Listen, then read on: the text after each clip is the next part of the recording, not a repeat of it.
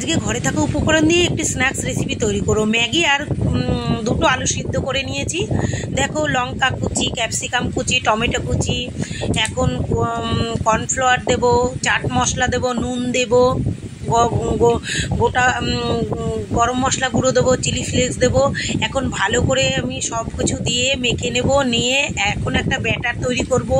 Cornflour ময়দা দিয়ে একটা ব্যাটার তৈরি করে যে পুরটা করে রেখেছিলাম তার মধ্যে এক টুকরো করে চিজ দিয়ে ভালো করে শেপ দিয়ে আমি রেখে দেবো। এখন ময়দায় একটা একটা করে কোট করব। কোট করে আবার আমি ম্যাগিতে কোট করব। ম্যাগিতে কোট করে ওদিকে আমি কড়াই বসিয়ে দিয়েছি, তেলটা গরম হয়ে গেছে। এখন আমি একটা একটা করে ছেড়ে দেবো। দেখো, লাল লাল করে একটু একটু লাল লাল করে ভেজে নেব। ভেজে আমি একটু তুলে নিলাম।